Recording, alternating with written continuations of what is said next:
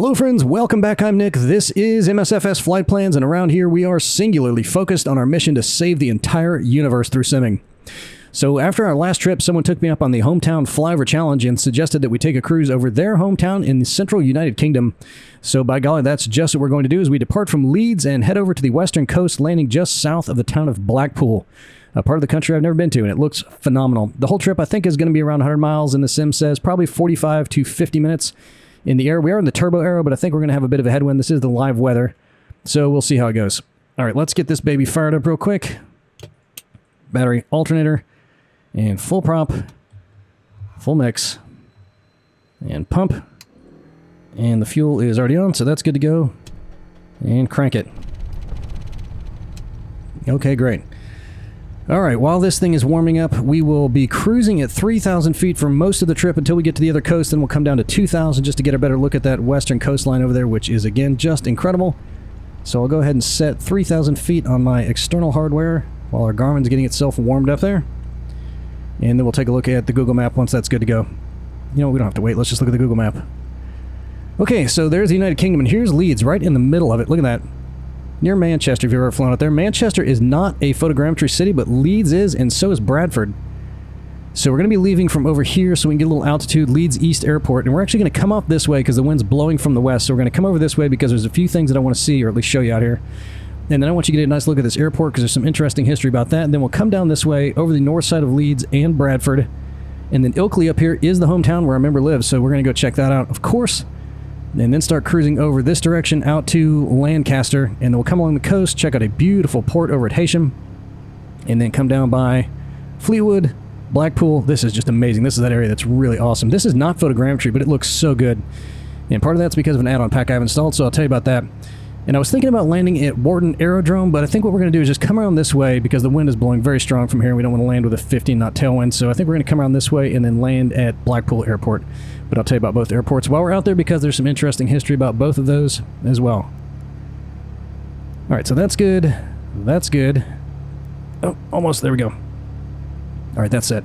Okay, let's go ahead and start taxiing, and I'll tell you about these add-ons that we've got because I have quite a few of them. Check our barrow. So in the UK, as you guys probably know, if you ever fly out here, it looks really, really good, but the performance is always a pretty big hit. So I had to dial things back, but I think it's worth it. It still looks great, despite having to pull everything down from ultra to high. And I set my train level of detail at 210, I think. But I have 6 add-ons. This airport, all these planes are part of that because I never turn any of the air traffic on just to give me a little bit more performance. And our rival airport, this one looks phenomenal. If you go the other way and look at the actual terminal, it's great. And the one we're coming into looks pretty good, not quite as good as this one. And then I've got 2 freeware. All of these are freeware, by the way, so far. The first 4 I'm mentioning are freeware. There's one out by Leeds that puts some sandbars in the River Loon, which makes it look a lot more lifelike, and then some points of interest out there. And then as far as payware goes, I've got the ORBX Great Britain Central Pack, which puts tons of extra landmarks out here all along this journey.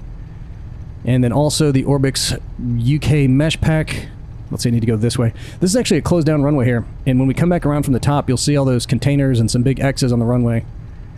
We will be taking off from the one that is not closed down, and I'm not sure why they closed it or how long it's been closed. Look at that, that's kind of neat, isn't it? Very cool. And then I do have the latest Bing map in the map enhancement. Again, I'm just finding that that looks, even in areas that look pretty good without it, when I throw it in there, it usually does touch it up just a little bit, and I found that to be the case out here too. So if you have that, it's also free. Go ahead and throw it in there. Looks good. And if any of you guys are wondering if maybe I'd hung up my aviator glasses over the last week as I've been AWOL, nope, I was traveling out of town all last week and I had to go down to South Florida. Look at this thing on the left. I don't know if that's really here in real life, but that's probably one of those firefighting dummy planes, which is a pretty cool touch, I think. Obviously not the chassis of a real plane. It looks like someone just welded that out of a bunch of big steel tubes. But look at that. Very neat. And then last night we had our Colorado group flight, which took up a couple hours. That was a lot of fun. And then we had a near glancing blow from the hurricane up here in Jacksonville, so our office was shut down for the week for my day job, and it's the beginning of the quarter, so I had a lot of stuff to do. But anyway, I'm back now, and I can assure you the entire time I was doing all that stuff, all I was thinking about was flying again. But we're back. Back in the saddle. And man, I drove right past the area. My dad lives down at Fort Myers, so that's where I was traveling to, but I drove through Port Charlotte and up by Tampa and all that area that just got shellacked by that last storm. But I think that could have been much, much worse than it was.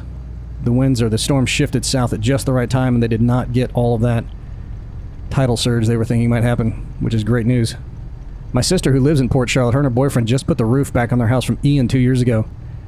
And I thought, man, because if that would have gone the wrong way, that storm surge would have put their house underwater. They're about a mile from the water, so that would have been horrible. But they were fine. And thank you to all the well-wishers that were checking on me up here in Jacksonville. It was very, very mild, and the weather today was just absolutely gorgeous after the thing sucked all the humidity out. Okay, so let's stop here for just a second, and let's see, get that to altitude mode, and 1 notch of flaps, and landing lights on, and I'm going to trim up just a little bit. I felt a little nose heavy last time. So we are going to take off towards the southwest, and right now we got a wind coming from not quite exactly southwest, but it's about 5 knots. Not too bad. But I think we might have a 13 knot headwind as we start heading out west, so we'll see how that goes once we get up there. Alright, Chet, you ready? This is a cool, cool trip. I did not know about all this area. I hadn't really flown out here much, so I was delighted to check it all out. And again, it does look amazing. So again, this is the live weather. This is the actual date, around mid-October, and I've got the time of day set at about 11 o'clock. I felt that was the best if you're going to try flying this around the same time of year. All the shadows look best. All the buildings look best. So just a little heads up with that. Boy, I'm glad I looked at that. If that wasn't on GPS, our autopilot wouldn't have worked.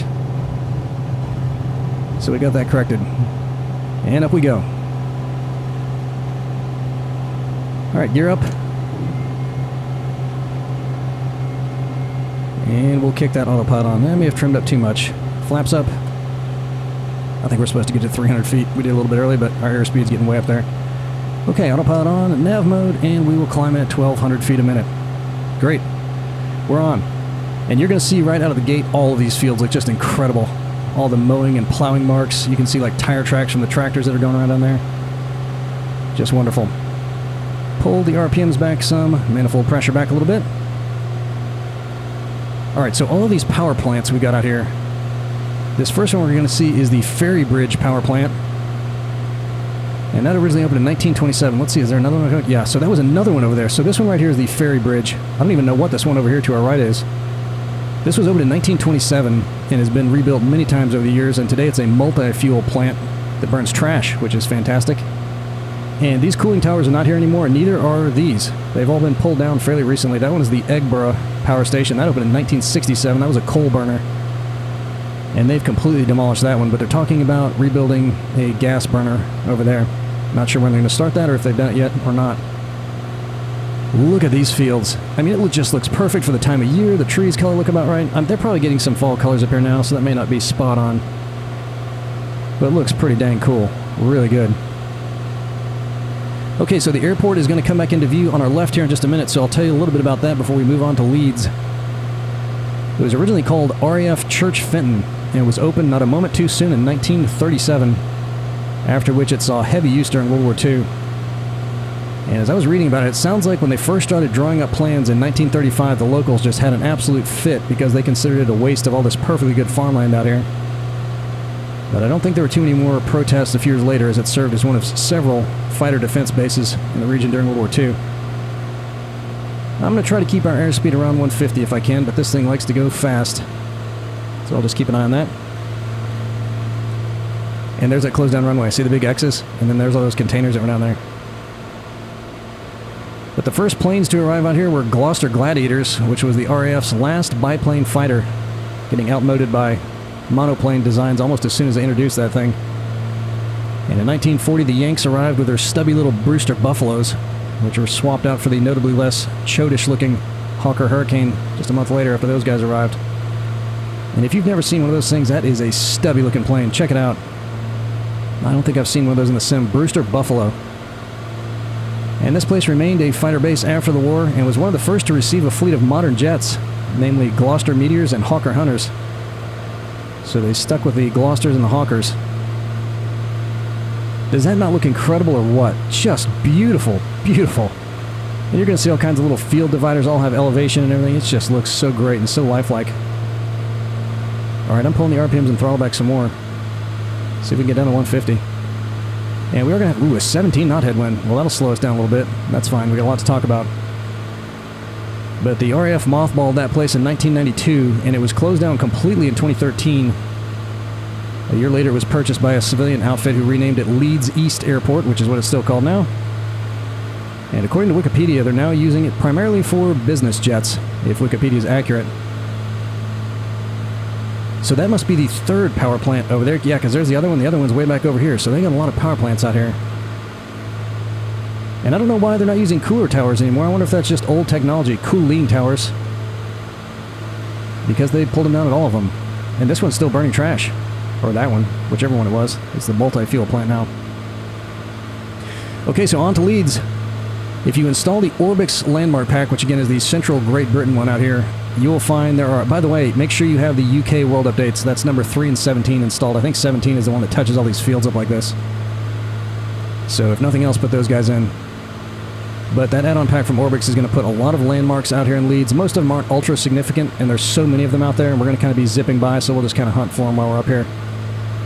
And you'll be able to pick out a lot of them because they're a little bit more colorful than some of the surrounding terrain, but others look pretty good. So good that it blends in a little too much to see them.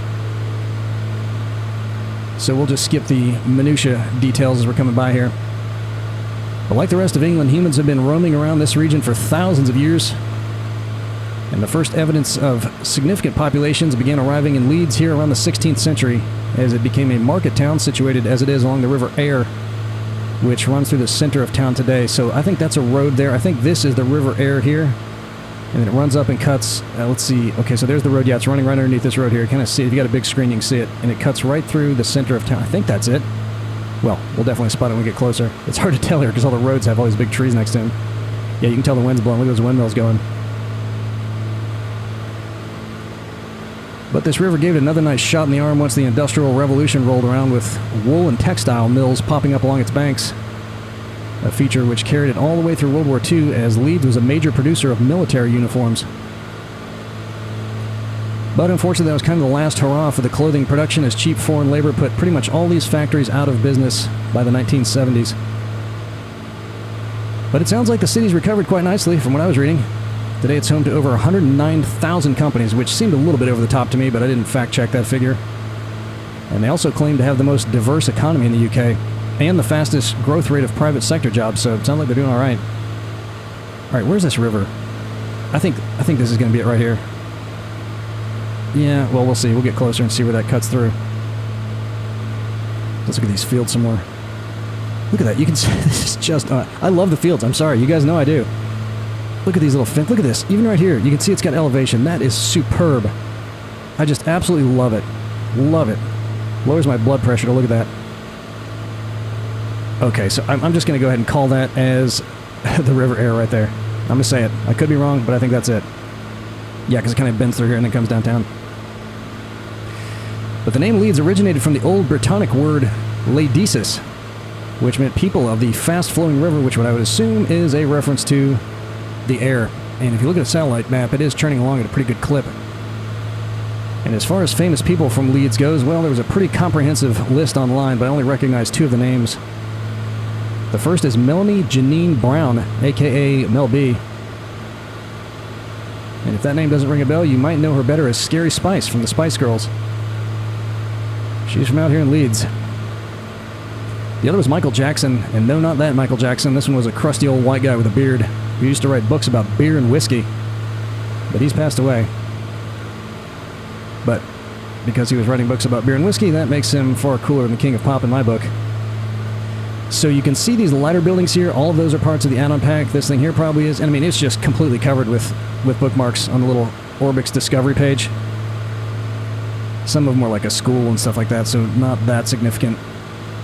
This thing here kind of caught my eye. I think that is maybe a one of you guys that lives down here. I'm sure some of you do or have been there. I thought that might be the City Hall, because I saw a picture of the City Hall that kind of looked like that, but I don't think that's it. It might be a shopping complex or a hospital or something now. This is a bigger arena over here, and then on this side of it is Leeds University. This whole area over here is where the university is. And then over there is Leeds Bradford Airport. You can see that right over there. That's the big commercial strip out here. And I'll tell you about that in just a second. That looks great, doesn't it? Really, really great. There's another interesting looking building out here by the university, but it's the same color as everything else, and I'm having trouble spotting it now. It also had a big tower on it. So that airport out there, they started landing planes at that spot in the 1920s, mostly for general aviation and flight schools. But one interesting bit of history about that place is that Avro built a huge factory out there during World War II, and I'm not sure what year they built it, but by the time they shut it down in 1946, they built over 5,500 planes, so I'm guessing that was the span of 7, maybe 8 years on the long end.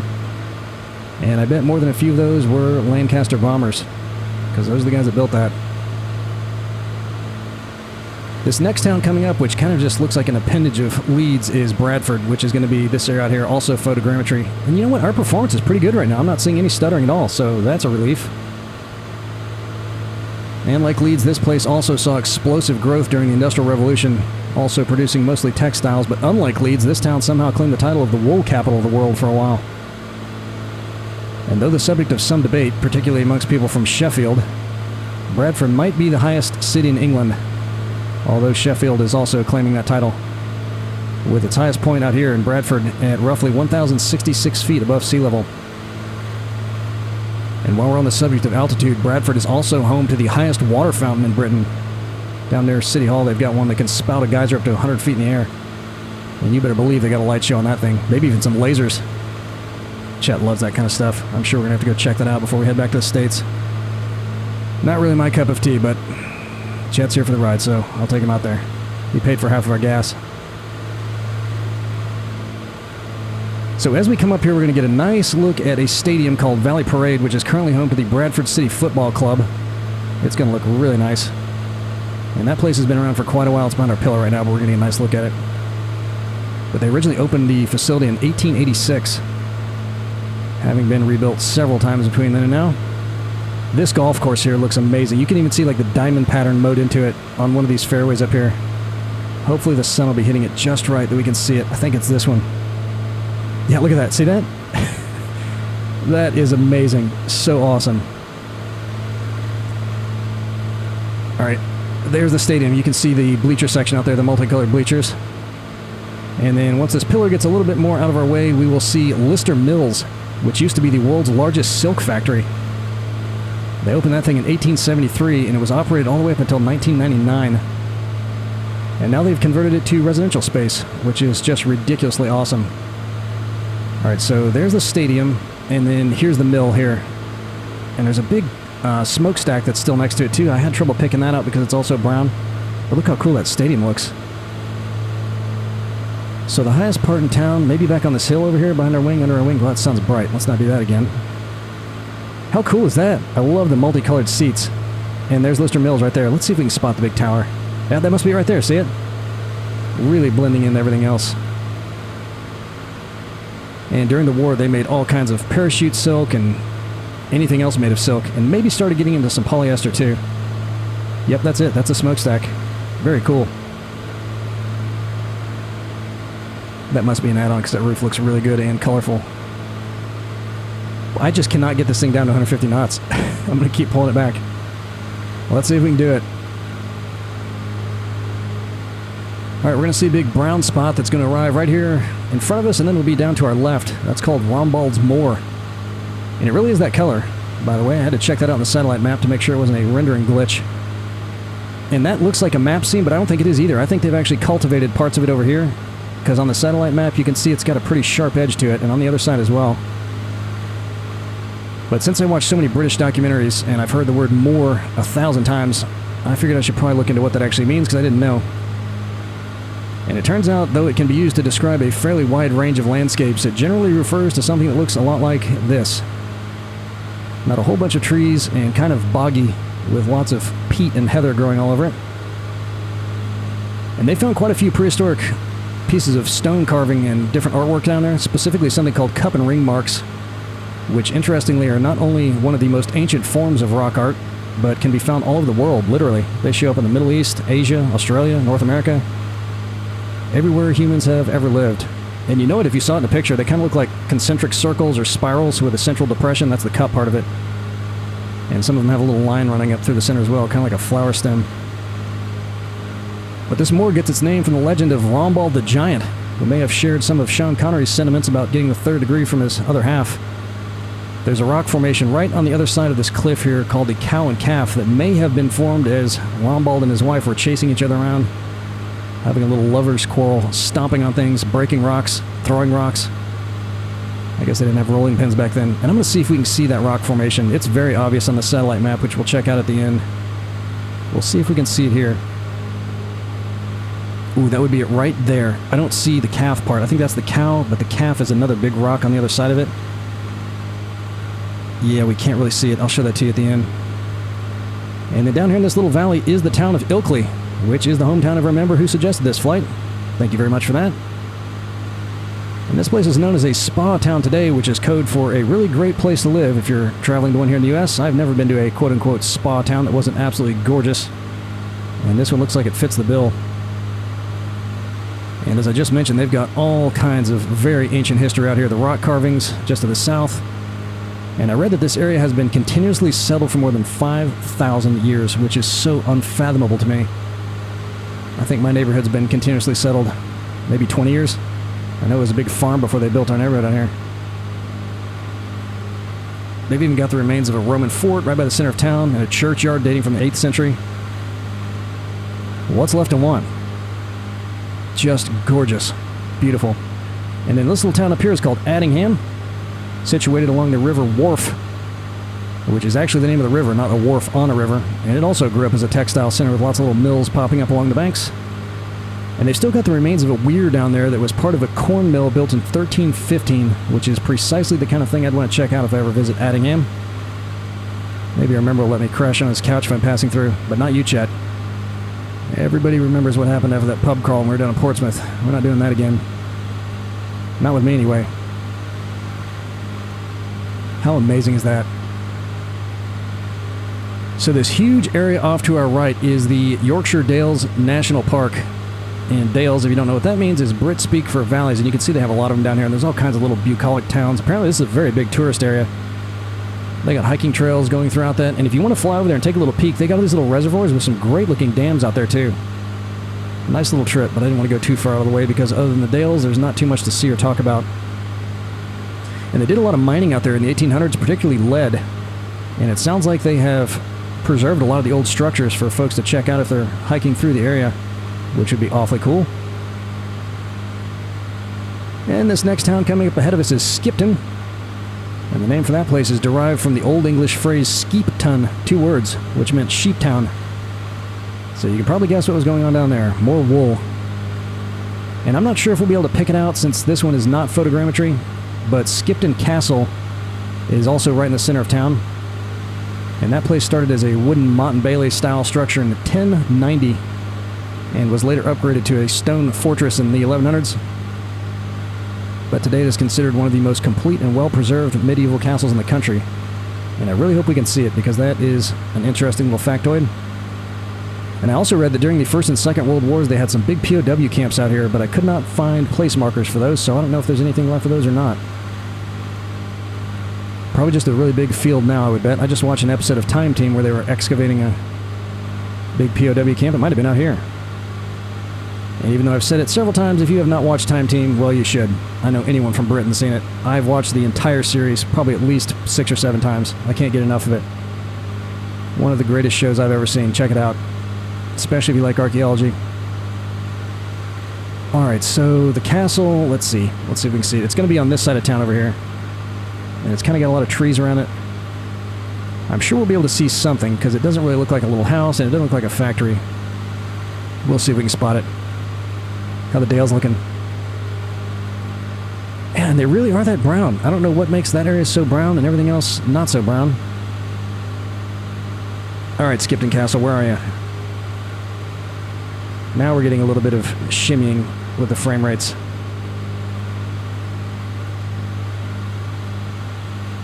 I believe that this is it right here. I'm pretty sure that's it. Yeah, I think so. I could be wrong about that, but again, it's not photogrammetry, so it might be hard to pick it out. But boy, it looks pretty close, doesn't it? I mean, that looks really good if it's not. Well, I know it's not, because it said it's not marked as photogrammetry in the sim.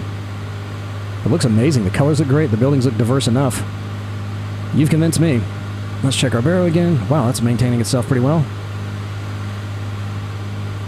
Alright, we're going to make our way over towards the coast now, and our next stop at Lancaster, checking out some incredible and incredibly beautiful landscape along the way.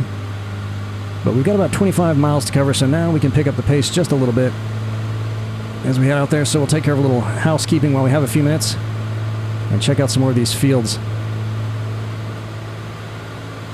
Let me know if you guys are like me. I love looking at well-done fields. It is just such a great help for the immersion factor. Look at this. You got some random track marks going through here. It's great. Just great. Okay, so if you like this flight plan and you want to take it just like we are, man, I bet I took more than a dozen flights out here just getting this thing dialed in just right to see the best of everything. So if you don't want to go through the hassle of trying to get a really, really good flight mapped out, the link for this, as always, will be included in the video description. Just click on that, bring in a little NavMap, and fly away. And if you don't know how to do that, check out our how-to section. I've got a very brief tutorial that'll get you up and running as far as importing those, importing our bookmark file, which will also be linked, so that you can see all the different places that we're spotting as we fly this. If you track your flights in real time in a little NavMap, you can bring that in there too. I also have a tutorial of how to do that. What are these things down here? Molehills? Looks like it, doesn't it? We got gophers or something out here? Look at all those things.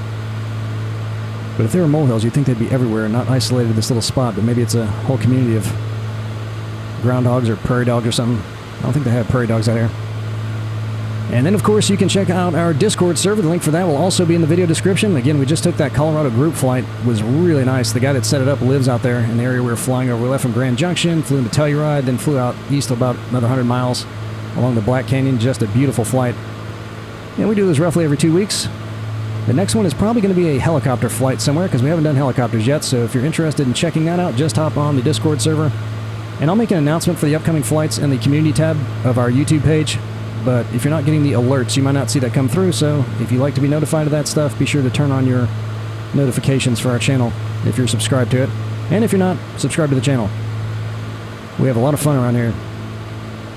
The next location is probably going to be a San Diego helicopter tour, just because I haven't flown a helicopter for our uploaded flights in a while. So you can look forward to that if that's where we wind up going. And if anyone knows more than me, this is a special request. I'm hoping a lot of you are still watching at this point in the flight because I need some help. If anyone knows more than me about graphic design and animation, which wouldn't take much because I know virtually nothing about that, I would really like to upgrade our logo and some sort of intro animation for the channel.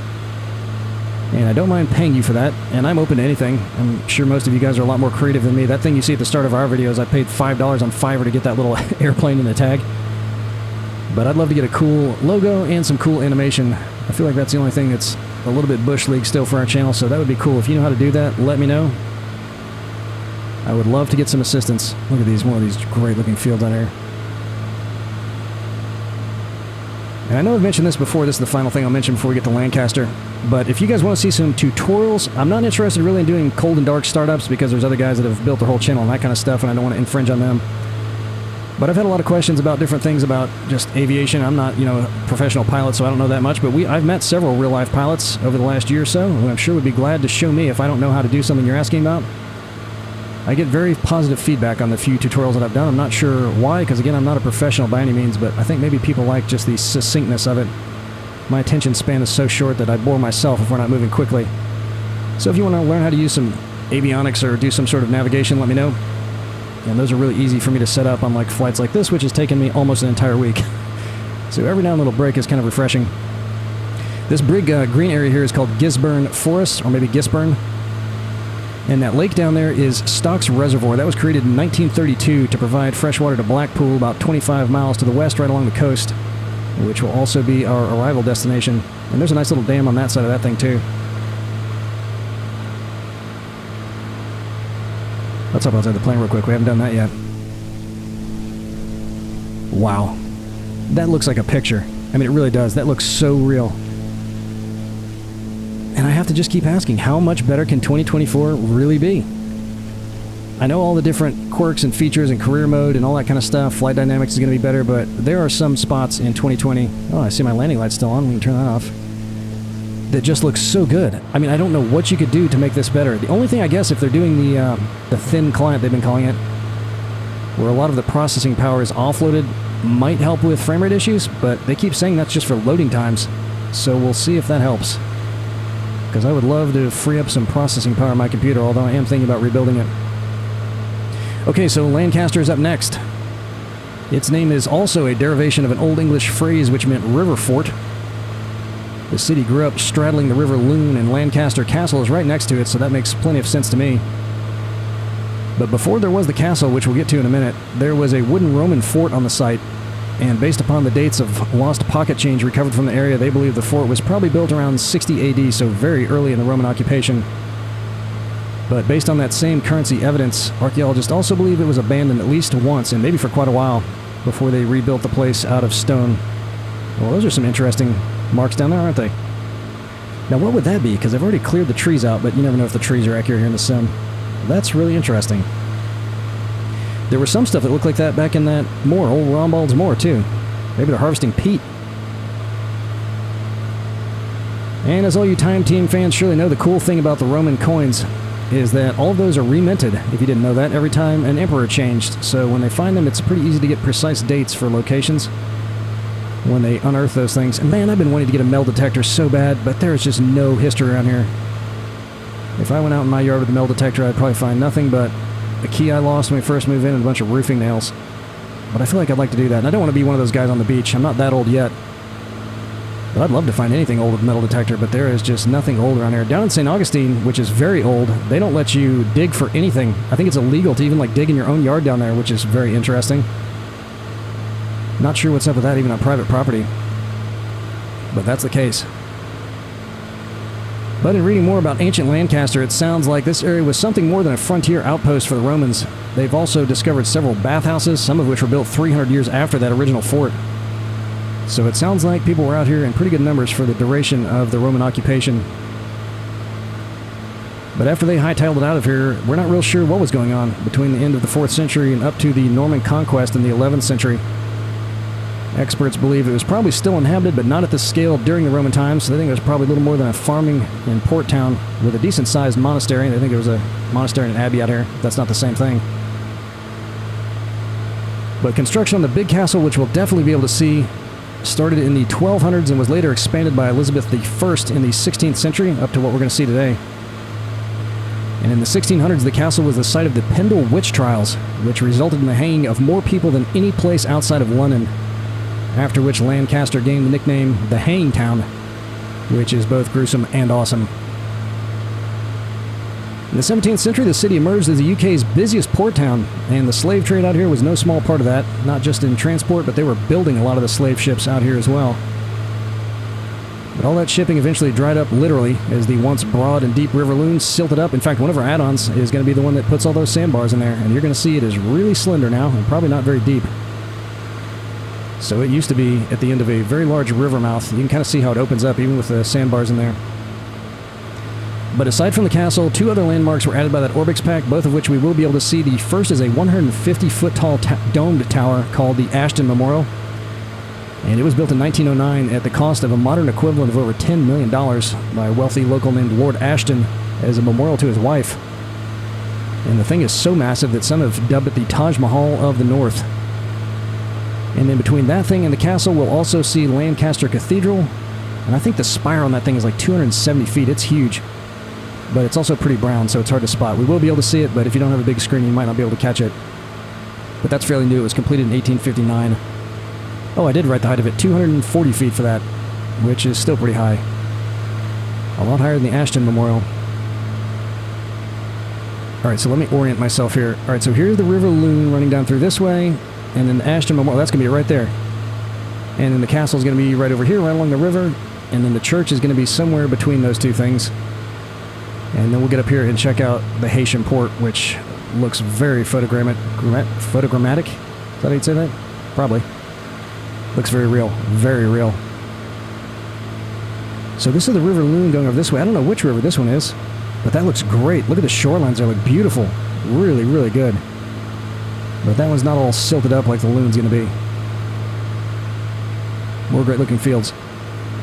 Alright, so that little guy sticking up there, and you're going to see it's got kind of a blue-colored dome on it. I think it's metallic.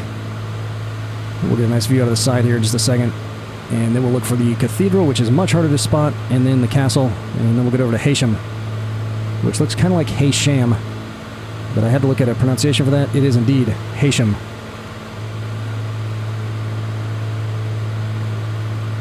That's amazing. Really looks... This thing right here is a prison. I think it's called His Majesty's Prison Farm, although I don't see any farming going on there.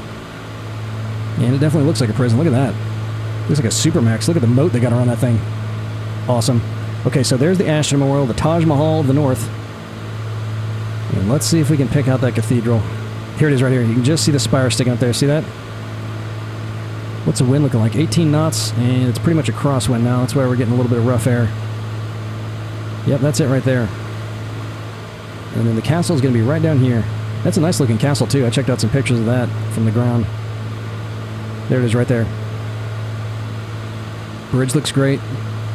And then here's all those sandbars. And I didn't see it before. I didn't fly out here, but I saw the before and after pictures, and that did seem to make a pretty big difference. Gorgeous, gorgeous area. And here comes the port. And this is the place that replaced the ports that were up in Lancaster, but doesn't have nearly the economic influence as the old ones did. These days, the main cargo is ferry traffic for folks. Oh no, a hard freeze. I got that last time too. That should be the last one. But folks hop on ferries here and head out across the Irish Sea in front of us to the Isle of Man, which is roughly 60 miles from here. That's not it. That's a peninsula that runs up over here. And you really can't see it. You can barely see it through the haze there, but you would head out kind of around the side of that and then head straight out that way. But directly south of the port area, in fact, it looks like it's part of the same complex. This is a big nuclear power station over here. And they first opened the very first reactor in 1983. And they plan on decommissioning the first one in 2026, and they have several of them out there. I think maybe even 5 or 6 of them. And it's worth mentioning that on August 1st of 2016, one of those things set the world record for continuous operation without a shutdown. They didn't say exactly how long that was, but the old record was 849 days, so that was a pretty solid run, however long it was. And wait till you see how realistic this looks. Insane. We're going to have a little bit of flat container action right here, but then we will have some that have relief, but this whole area right here is just amazing. Does that not look like photogrammetry or what? It absolutely does. I'll answer that for you.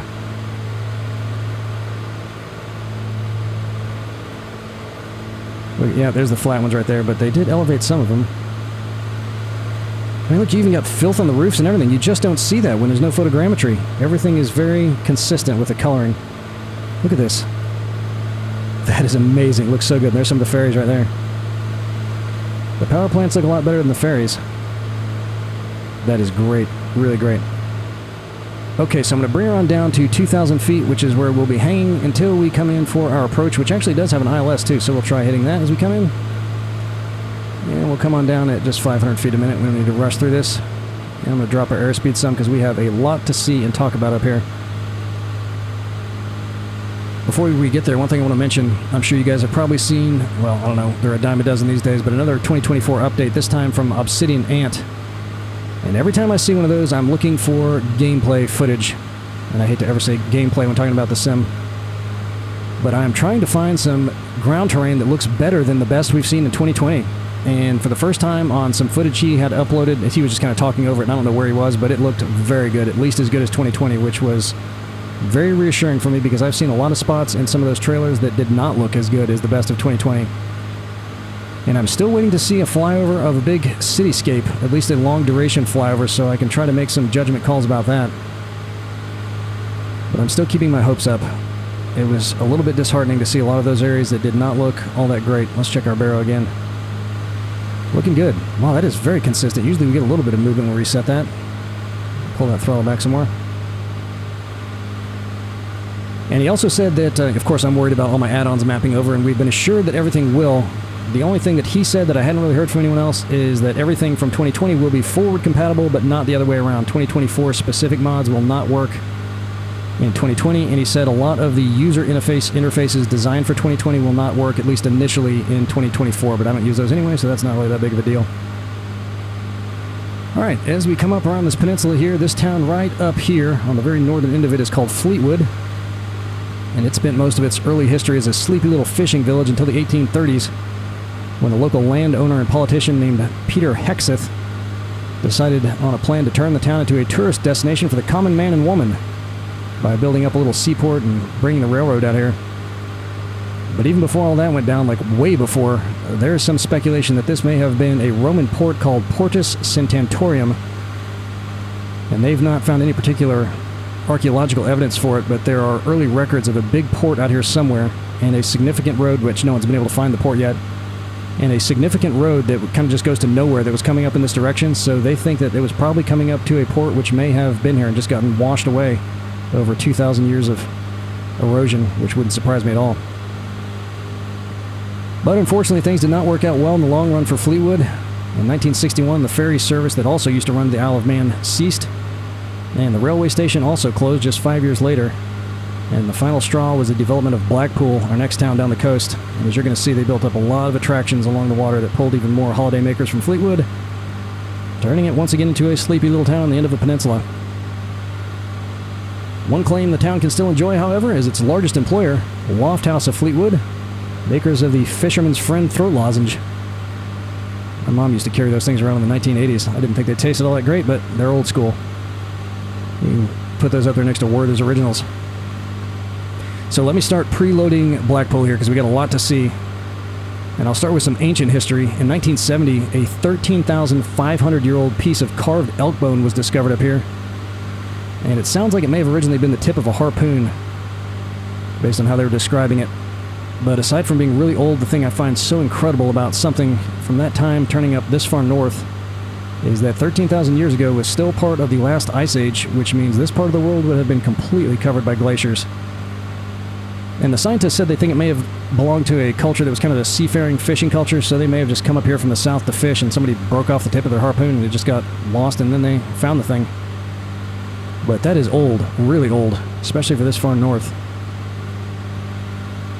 But if we fast forward to modern times, the town grew up alongside Fleetwood, thanks in no small part to the infrastructure used to bring people up there. But where they really gained a local edge in drawing a crowd was their innovations with electric lighting. In 1879, they installed lighting along the beachfront promenade, making Blackpool the first in the world to do something like that. In 1885, they outdid themselves again by building the world's first electric tramways. Initially with underground conduits, but then they made them overhead, and that one's still running with the overhead wires. But the biggest boost of all for this area may have been its proximity to all those local mills that we flew over. Back in the olden days, the factories would shut down once a year for something they called Wakes Week, so they could perform maintenance on all their machinery. And since all the resorts out here were built with affordability in mind, many of those folks chose to visit the area during the time off. What a brilliant idea. Alright, so we're going to see these three big piers sticking out up here. The first one's called the North Pier, and that was built in 1860, making it the oldest and the longest of them all. And I read that, unlike the other three, that was built for a more classier upper crust type of clientele with orchestra performances and quote-unquote respectable comedians performing. And up until 2011, that was also the only one that charged for admission.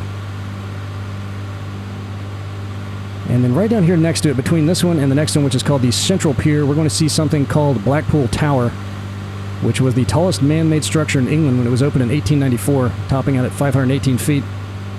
And as you'll probably be able to guess, it was heavily influenced by the design of the Eiffel Tower. And then the next one down there is the Central Pier, built in 1868, so 8 years after the first one. And it was on the former site of the Blackpool Central train station, which is no longer there. But that one was for a more raucous crowd with bars and dance halls and stuff that stuffy place to the north didn't have. And you'll see a Ferris wheel down there too. That's called the Blackpool Big Wheel. They added that in 1990. But it's just a modest 108 feet high. So there's that tower. And there's the big promenade that was lit up by all those lights.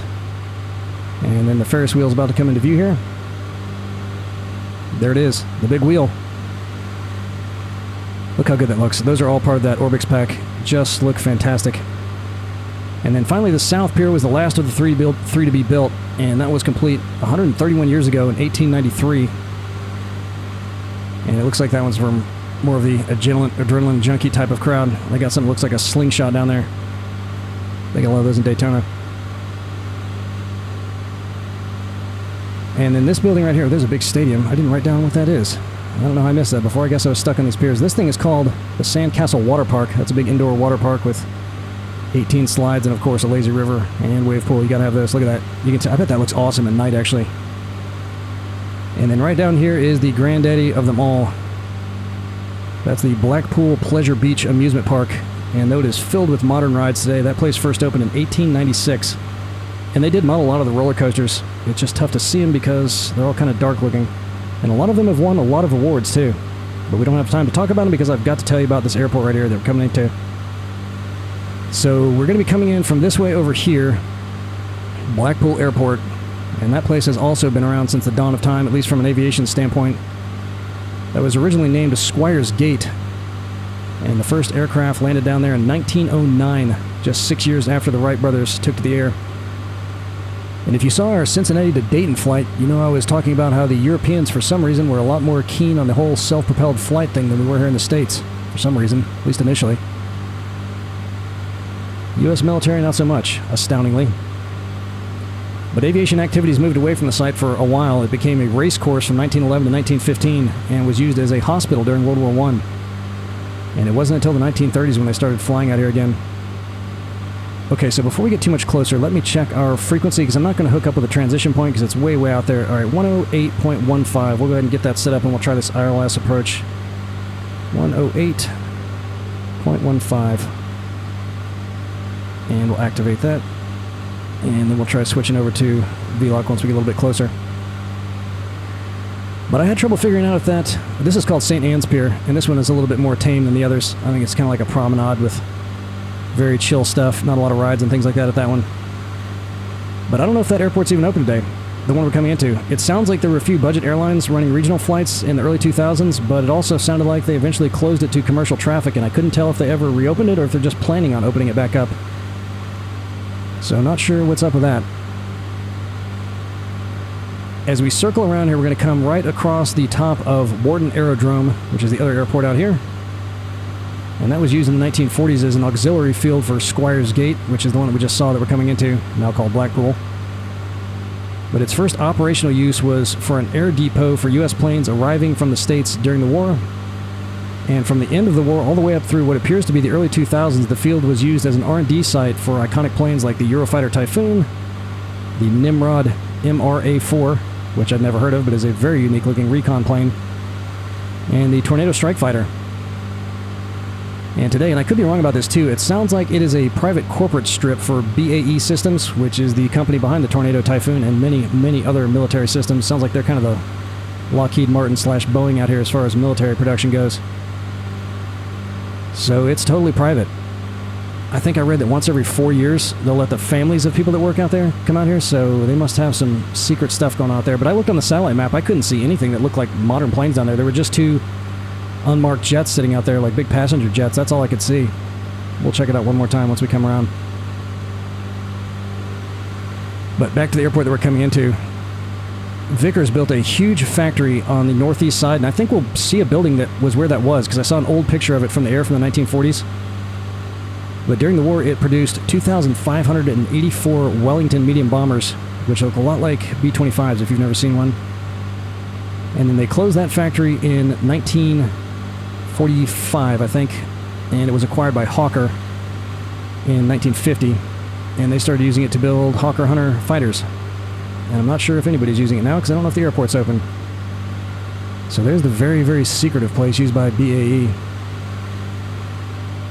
Okay, so let me just kind of see what we got going on here as far as setting up for this island. Oh my gosh, look at this. Look at these little channels coming in here.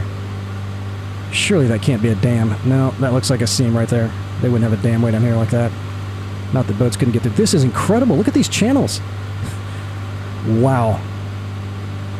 Last time I came right into this airport, but that wouldn't work with this tailwind, so we're coming around this time. I didn't get to fly over here before. That looks unbelievably cool. Really amazing. Looks like it probably floods a lot too, which is probably why they didn't build that farmland going all the way down there. Okay, we got about 1 more mile till we take that left-hand turn, and then we get ready to grab this ILS signal once we come around. Let me get my feather turned on over here so I know we're going to hit that. Alright, we'll be hitting it pretty much once we head back in our runway heading. So this was neat. Thank you so much for the recommendation to come out here. Just, again, I love it. If you guys have a place that's interesting, and especially if you don't think it's interesting, I'm going to make you fall in love with your hometown again. Tell you more about your hometown than you ever thought was even possible. I love digging up stuff about little boondock places. A lot of fun for me. And we see places that look like this. Just incredible. I never would have come and check this out. Wow, they got a lot of these little channels going out here. Oh boy. He's having a little bit of a crop failure. Look at that. Oh, it looks like a little dirt track right there. See that? Man, oh man, these fields just look so good. Love it. Can't get enough of it. All these power lines. This is probably from my old... Before Mamu Design was selling those, I got the old original. I feel a little bit bad about it. I feel like I should delete it and go pay for the one that he's selling now, but I've just kept that in there. That's what these are if you're not seeing power lines. And if you want to see them, you can still get them. They're just for sale now. I think they're around 15 bucks or so. I think it's totally worth it. Adds a lot to it, in my opinion. So once we get on a runway heading, that's when I'm going to switch over to V-Log, because that should be when we're able to grab that ILS signal, assuming this thing will do it. I haven't tried it yet, because again, I came in from the other side last time. Look at nice look at this airport as we're coming by, though. We'll see if we can see any planes down there. I doubt it, because there weren't even any on the satellite map. So as we head into the final stretch for 2024, I'll probably try to get about a flight a week up, unless I just find something that's really short and easy to put together. Because I'm kind of trying to hold our water and keep our powder dry, because if everything is going to look even better than this, why do it over? And what I'll probably do is actually go back. I've deleted a lot of our, not deleted, but made private a lot of our earliest flights, some of which were very, very cool. So back in those days, we only had a couple hundred subscribers. Most of you probably haven't seen them, so we'll go back and do those over again and see if they look any better. I hope they do. Oh my gosh, we are really high. Oh, that's not the right one way. I was like, okay, we're not going to nail that. All right, there we go. That freaked me out a little bit. Where is the runway? Is that it dead ahead of us there? Yeah, I think we're on the track, so let's go ahead and switch that over to V-Lock. And it looks like we caught it. Alright. Alright, where is our glide slope indicator on this thing? You guys seen that anywhere? I'm not seeing it anywhere. I'm going to go ahead and put it on approach mode, and hopefully we'll just be able to... Well, they caught it. What is going on here? We're about to find out. I may have to take control from this thing. No, it's going on track. Well, that's interesting. When I switch it to V-Lock, I probably need to switch this off of GPS to Nav. Well, this is fun. Oh, there's the runway. Okay. Alright, we caught it. Is this our glide slope right here? I mean, it said come in at 2,000. I didn't think we were that close to where the transition point was, but we must have caught it just in time, because that thing is coming down at a pretty good clip. 700 feet a minute. So let's slow way down, get these gears out. And as usual, once we get down on the ground, we'll take a look at little NavMap. I'll give you a satellite tour, show you some of the stuff that was not as easy to see here in the sim, because there are some interesting landmarks that we want to check out. Definitely the cow and the calf, of course. And I'll show you all those spots where those cooling towers used to be, and we'll scope out that airport back there, see if we can see any secret military aircraft. Man, this thing is coming down fast. They usually don't come down this fast. 700 feet a minute? Alright, well, we'll just keep an eye on that. That doesn't make me feel great. But it looks like we're on track. Alright, let's go full props. Gears out. Landing lights on. One notch of flaps.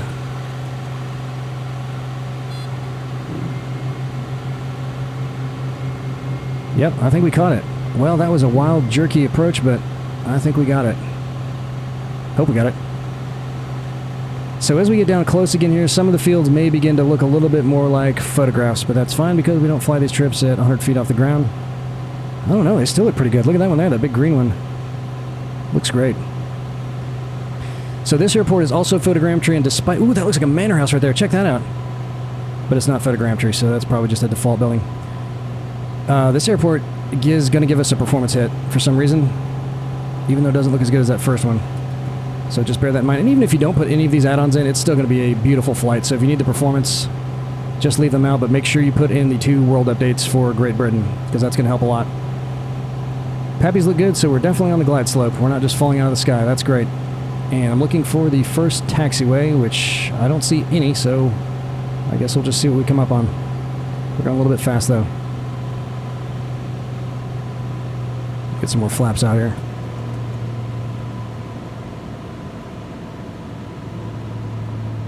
Very nice flight. Really enjoyed that a lot. Taking the autopilot off because I feel like we're coming in low now. Trim it down. Yeah, we got some wind coming in for sure. I think that's a taxiway about halfway. Ooh, man, that is a serious wind. Alright. We got it. We got it. Burn off that airspeed.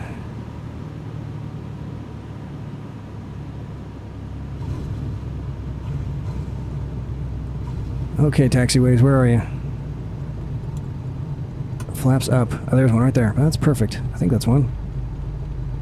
There's no taxiway markings, but yep, that looks like one right there, so that's where we'll pull over. In we go. So if you guys have any ideas for a good helicopter group flight, one that's not too performance heavy, because you know how helicopters are. We were kind of talking about that when we were flying around Colorado. Trying to think of a good spot. Someone suggested Vietnam, but unfortunately the terrain out there is not great. And then I thought Papua New Guinea, which is also not real great, but there's some good spots, but it's tough in helicopters because it's so hilly. And I thought about maybe the Amazon, because that looks pretty good, but there's nothing to see but the river. So, I don't know. Cities are always tough unless you have a really powerful computer, because cities and helicopters don't usually get along really well. Oh man, do we have a guy to park us right there? I think we do. Wonderful. Well, we'll go pay him a visit. We won't leave him hanging. What do you think, Chet? Was it as good as you thought it would? He wants to go see that light show by that water fountain. I don't blame you. I don't blame you. Okay, where is this guy? He's on the other side of our little pushback thing there. Alright, I see you.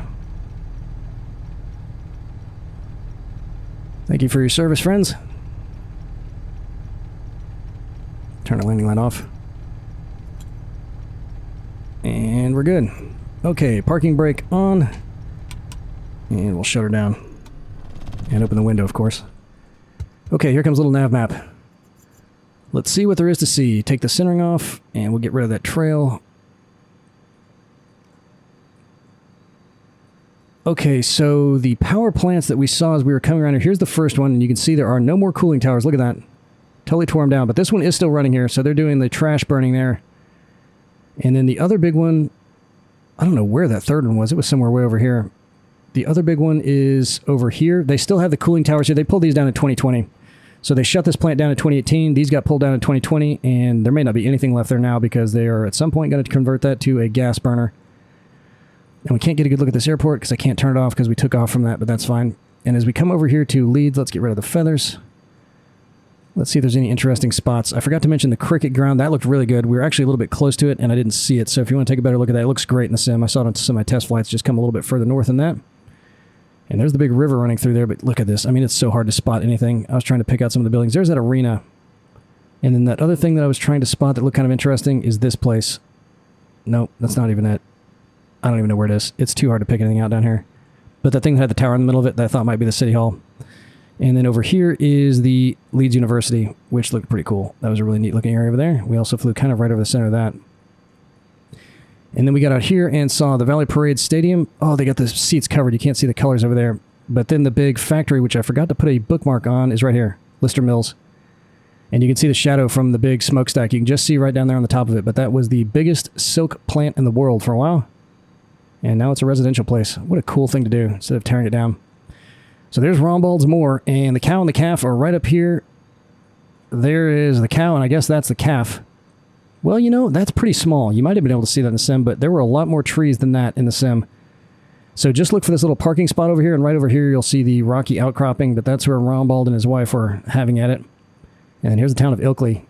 Let's see if we can spot where those Roman ruins are. I didn't put a bookmark on it. I think it looked pretty flat. There wasn't like a big foundation or anything that you could see. But that's a big spa town.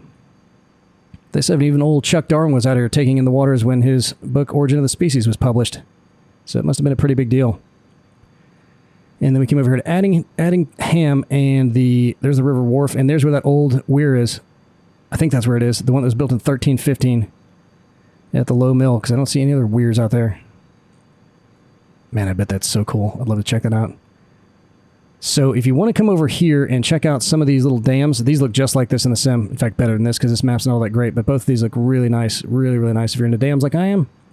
Look at all these marks here. They must be harvesting peat. That's got to be what that is. Because that is really weird. If that's not what they're doing, I don't know why they'd just be carving big streaks in there. And then here's Skipton Castle, which did not look that good in the sim, but you can see what it looks like here. So they say that this is the most complete and best preserved medieval castle in all of England, which is pretty interesting. I think that was the right spot that we picked out, but it just kind of looked like a wall there. You couldn't see the turrets or anything. But the gatehouse is kind of cool. It looks like there's 4 turrets on the sides of that. The Google Map's a little bit clearer than that. And then we took this big haul out here. Here's the Gishburn Forest. If you want to come down here, this is also a very nice looking earthen dam. It's got grass on that one. So that was neat. Another big moor out this way. And then we got to Lancaster here. So here's the Ashton Memorial. We could see that very well. The Taj Mahal of the north. And the cathedral, which we could not see very well. Look at the spire. You can see that the shadow from that thing. 240 feet high that thing is. And then Lancaster Castle, which looked great. Although it was kind of tough to pick out. Just look for this big grassy area. It'll be on the southern end of that. And you can see in real life, they do have lots of silt and lots of sandbars out here.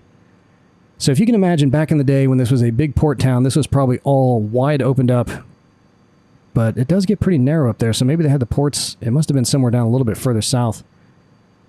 Because that's pretty narrow. Unless they just built all these streets up as it got silted in. And then we came out here to Heysham, which I did not put a bookmark on, but just look for the port.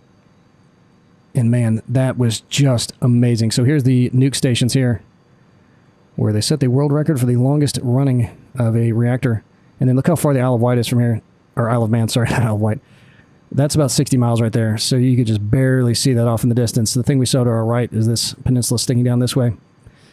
And then we came over here to Fleetwood, the place that used to be, not anymore, where you can get your throat lozenges if you want to go out there. Well, they got a little bit of silt in that one too, don't they? And I don't know where the railway line was. I'm guessing they probably just pulled that down. Probably, well, that looks like a railway line right there. They probably turned into a rails to trails type of thing. That's an interesting looking dune too. And an old landfill site right there, it looks like. And then we came down here to the good stuff.